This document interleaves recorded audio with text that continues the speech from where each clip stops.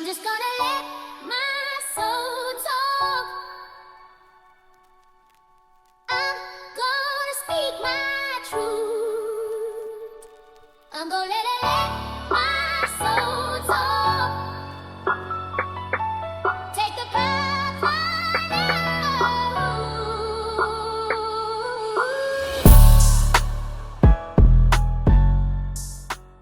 know. Alright, so I'm pretty sure y'all already heard about the Pooh, Shiesty, Gucci Mane situation. If you're on this channel watching, yeah, you done heard about it. You know what I mean? If you haven't, I got a little content for you, you know what I'm saying? So you kind of follow and get a little gist of what's going on, you know what I mean? But it's kind of a big topic right now. All right, so in my opinion, the way I feel, I'm kind of split, you know what I'm saying, on who right and who wrong in this situation or whatever, you know what I'm saying? As far as Gucci Mane, you know what I'm saying, going forward with his life being a businessman, putting in the street, you know, life behind him or whatever, you know, it's kind of like he damned if he do, damned if he don't. Because if he keep the street code, you know what I'm saying, and go ahead and crash out, then it's like you throwing away his whole estate, finna go do an elbow, throw away his whole legacy, basically, you know what I'm saying? And he pretty much already done been through the system or whatever, you know what I'm saying, numerous times. So I'm pretty sure he matured at this point. So it's like, what do we do? Do you crash out and throw away your legacy, or do you go the business route? You know what I'm saying, and be about your money and get everything in line and throw away your street credibility. You know what I'm saying? So it's kind of like a damn if you do, damn if you don't, or whatever. You know, but as far as Pooh, Shiesty, you know what I'm saying, he still got a lot of learning to do, in my opinion. You know what I'm saying? I ain't knocking it in no kind of way, because I ain't nowhere near on this level, and a lot of us watching this aren't either. You know what I'm saying? So you can't say what you would and wouldn't do, you know what I'm saying, when it comes to that type of bag or whatever. You know what I mean? But in my opinion, you know what I'm saying, he should have honestly went a legal route, lawyered up, you know what I'm saying, and got things right that way. But, you know, you can't really say what another man should or shouldn't do if you're not in that position. But, you know what I'm saying, go ahead and check out the content and drop down below in the comments, you know what I'm saying, how y'all feel about the situation and what should Gucci Mane have done. Memphis rapper Pooh Shiesty and 8 others with robbing 3 men at gunpoint and kidnapping them at a Dallas record studio earlier this year. The court documents only refer to the victims by their initials. One victim, called RD, is described as the owner of the 1017 record label, which was founded by Grammy-nominated rapper Gucci Mane, whose real name is Roger Davis. DOJ saying that the incident began with a dispute over a record contract. Fox 4 Dallas reporter David Sentendry is here with more. David, what can you tell us? Yeah, well, I can tell you this was disguised as a traditional business meeting inside a recording studio, but then it turned into an ambush. Gonna make you pay. Lontrell Williams Jr., a well-known rapper by the stage name Pooh Shiesty, was on house arrest for a firearms conviction related to drug trafficking when the Department of Justice says he led a group to rob and kidnap 3 people inside a Dallas recording studio back in January. The motive? So Pooh Shiesty could get out of a record contract with rapper Gucci Mane's label, the new 1017 Records. We're not talking about low-level rappers here, guys who are trying to make it. TMZ tells Fox 4 to let go of Pooh Shiesty would have been a financial blow to Gucci Mane's record label. He had a lot of artists under his label, and then he made a decision that he was going to let go a lot of those artists. One of the very few, though, that he held on to happened to be Pooh Shiesty, because, again, Pooh Shiesty is somebody who's got a lot of fans. He's got hit music, and certainly somebody that Gucci Mane could be profitable. According to a criminal complaint, Pooh Shiesty was upset with contract terms. Surveillance images show Pooh Shiesty, his father, and 7 others before they enter the studio. Once inside, Pooh Shiesty pulled what appeared to be a black AK-style pistol, pointing it at the head of a victim, labeled RD, demanding RD sign contractual release paperwork. RD complied. Gucci Mane's legal name, Roderick Davis, matches those initials. The victims in this case came to Dallas to conduct legitimate business, and they were met with firearms and violence. That wasn't the end of it. The feds say the group robbed the victims of expensive jewelry and cash. One of the victims was actually choked by one of the defendants to the point of near unconsciousness. Pooh Shiesty lives in Frisco, according to the complaint, but investigators say most of the alleged accomplices traveling from Memphis, Tennessee, were staying at a Dallas hotel the day of the ambush, including accomplice Rodney Wright Jr., a rapper with the stage name Big 30. Social media post reportedly shows suspect Terrence Rogers wearing a variety of jewelry believed to be stolen during the robbery, even stolen sneakers. There's also a post highlighting a large amount of cash. Footage from Memphis shows federal investigators collecting evidence at the home of Pooh Shiesty's father, Vontrell Williams Sr. That was on Wednesday, the day most suspects were arrested. We remain committed to investigating violent crimes like these.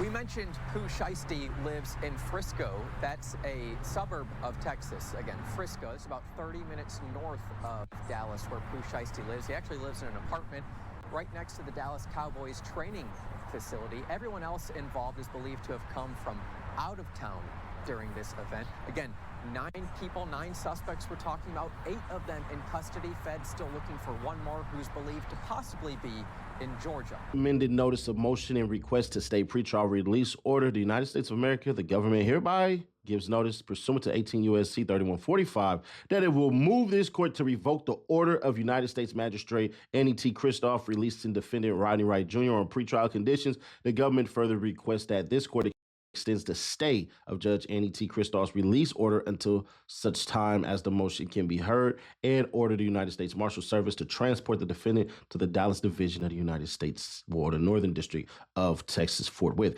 On March 30th, we just go on and say what the hell happened.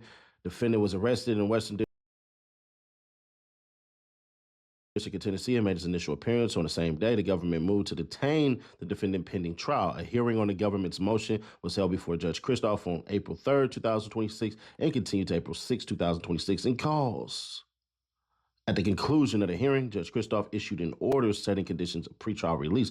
The government's request, Judge Kristoff stayed the issuance of the pretrial release order until 5 p.m. on April 7, 2026. The government respectfully requests a further stay of Judge Kristoff's pretrial release order until such time as the motion to revoke the order can be heard. This request is made in light of the seriousness of the defendant's offense conduct, his criminal history, and the potential danger that the defendant possesses to the community.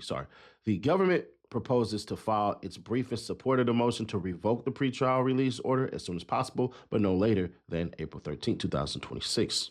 And when I tell y'all the feds move quick as hell, this is a big W for everybody involved. Roll it. Taco Tuesday, free cash right there, or QR.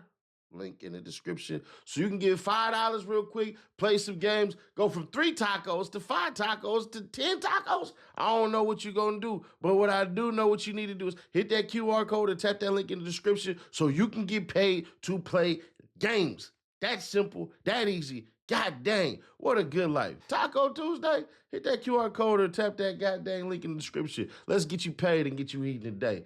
Let's get on with the content. Government's amended request to stay pretrial release order. Before the court is the government's amended notice of motion and request to stay pretrial release order, docket number 20, and additional attachment, docket number 21, together the notice. The government states that it intends to file a motion to revoke the order releasing defendant Vontrell Williams Sr., defendant on pretrial conditions. Docket number 20 at 1. The government asks the court to stay the release order until its motion to revoke can be decided.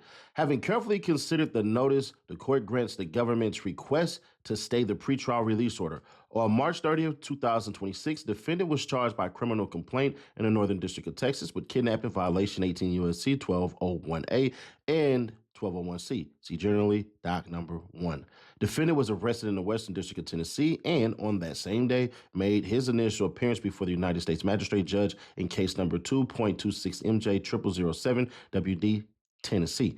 The government moved to detain defendant pending trial, docket number 6. A hearing on the detention motion was held by that magistrate judge on April 3rd, 2026, and then continued to April 6, 2026, after which the magistrate judge issued an order setting conditions of release. The release order for defendant, see docket number 21, 2.626 MJ 0007. The court orders that the release order as to defendant Rodney Wright Jr. is stayed until such time as this court determines the government's motion to revoke the release order or until otherwise ordered by the court. The court further orders the United States Marshal Service to transport defendant Rodney Wright Jr. forthwith to Dallas Division of the Northern District of Texas, where he shall remain in custody pending further order of this court. The government shall file its motion to revoke by April 13, 2026. Defendant shall file his response by April 20th, 2006. So it is ordered. Signed April 7th, 2026. Ed Kennedy. I don't know how to say his name, but that's it. Seti Nash, how can you say this is a big W for everybody involved? Well, we already found out that Pooh Shiesty is getting the same Bradford Cohen that represented him in his Fed case before. And we got to remember, Cohen is one of those who pushes speedy trial. So here y'all go. Electronic order granting 15 application for admission pro hac vice as Sam Zangi or Zang. I don't know how to say his name. My bad, bro. Till I hear it, I don't know. And then basically order granting application for admission pro hac vice Bradford Cohen. Then we got the Todd Donald Shapiro stuff. I'm going to break down who he is in a moment.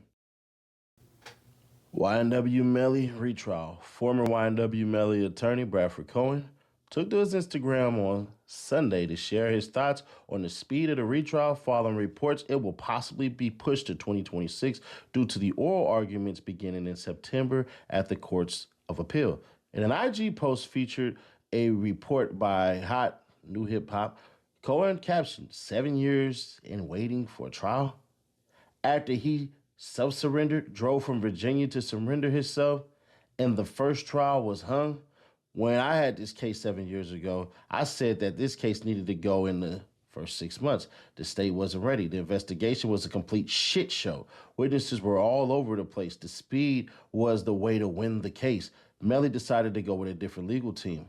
I always say, if you aren't comfortable with your lawyer, change it up. He did and had some good attorneys for the first case, but it took 4 years or so for the first trial to happen, and it was hung. Now he hired new attorneys, again, very talented team, but the state has now had 7 years and the first trial to perfect all the complete and utter screw-ups, bad arguments, and errors. Going to trial can be scary, but when a lawyer is telling you that speed is your ally, you need to run it. YNW Melly's next appearance in court will be June 20th. Now, this was June 4th, 2025, when he had said all of this stuff. I just want to show y'all this. So as y'all can see right here, United States of America, Lantrell Williams. Then you got Cohen and Mullen. He out of Fort Lauderdale. And if you don't know, this is Bradford Cohen, who has actually worked with Pooh Shiesty before on his last case. So application will sign all filings with the name Bradford Cohen Esquire.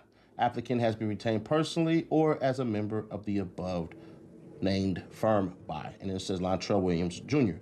Y'all can see he has an admission date, all this stuff. He's all good. He's good in Florida, New York, and D.C., and now California, 2023. Pro hac vice. Please don't say pro hac vice. Y'all know how that go. But anyways, we're good. He got his bar number, all this crap and everything he's going through. He's telling y'all where he's at, and he's messing with local counsel of record associated with applicant in this matter is Sean Helms. So that's one of Pooh Shiesty's other attorneys. Applicant has read and will comply with local criminal rules of this court. Of course you will. And there you go. He's showing that he's in great standing with the bar.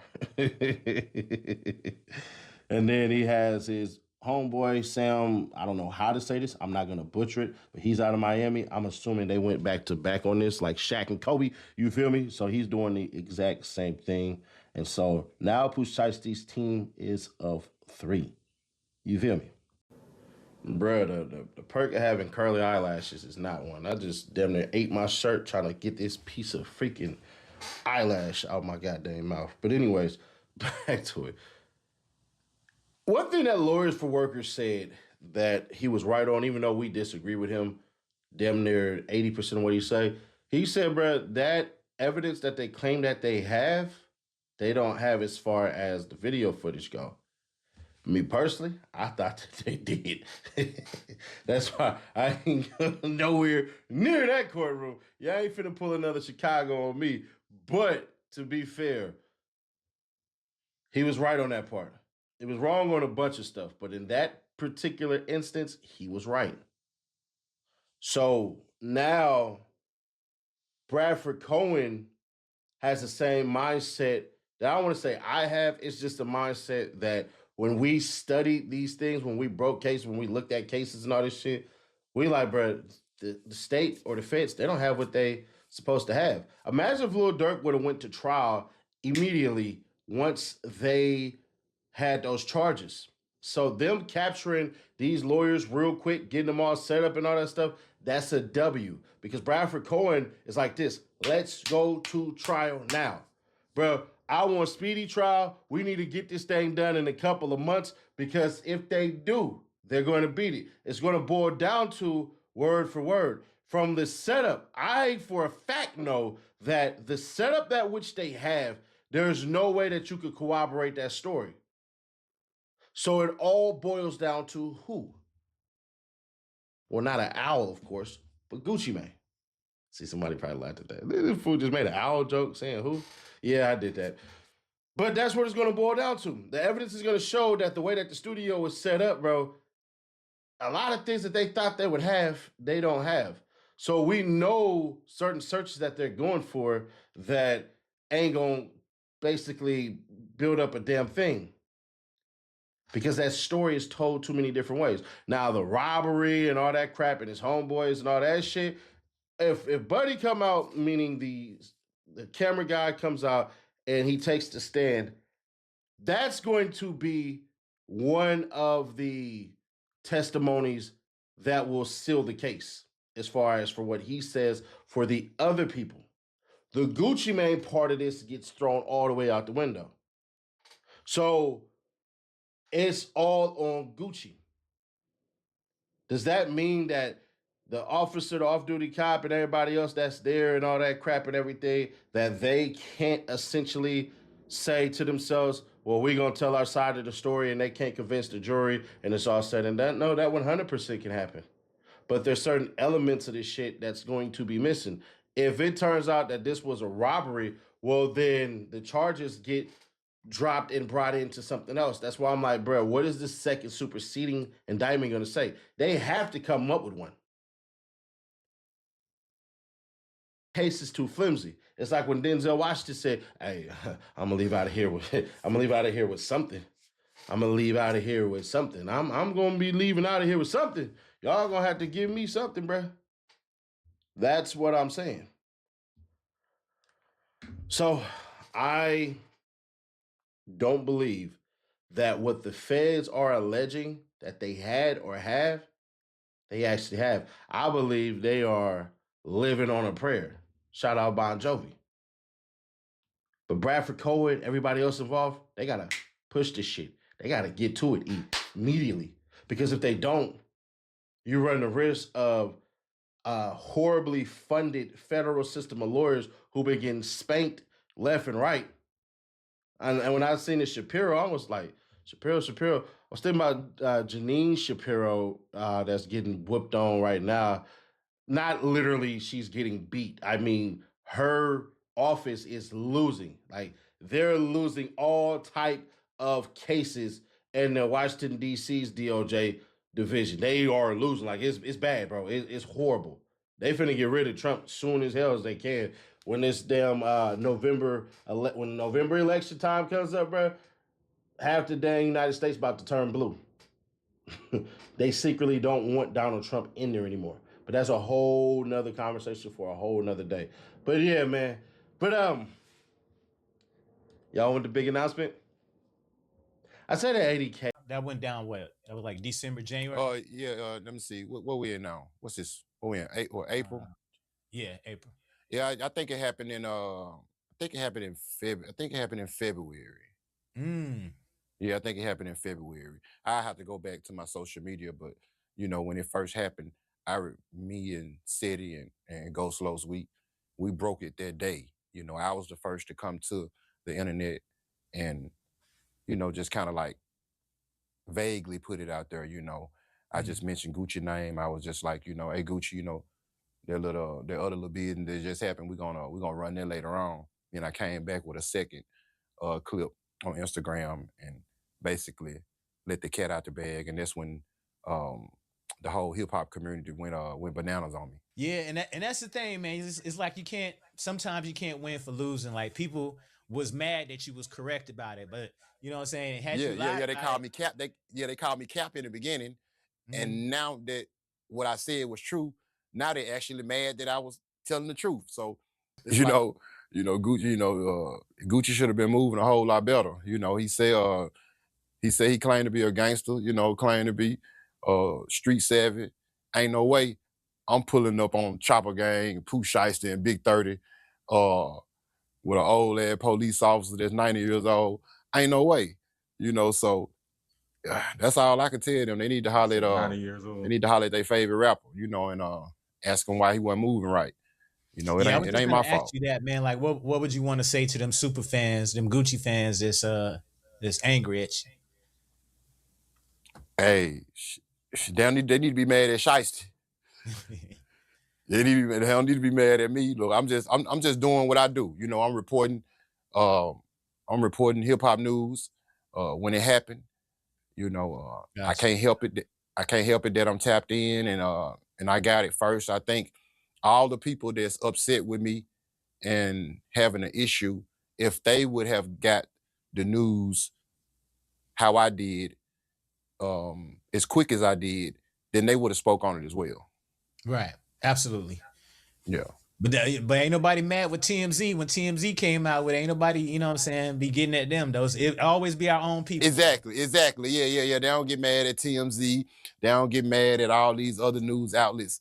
But when, someone, I guess, a peer of theirs, do the same thing that the major platforms do, it's a problem with us. But they not riding around looking for Harvey Levin and Charles and, and Trent, whatever for, reporting, on different topics or whatever. So, it is what it is. I keep a raincoat on. I just let this shit roll off my back. I ain't doing no tripping.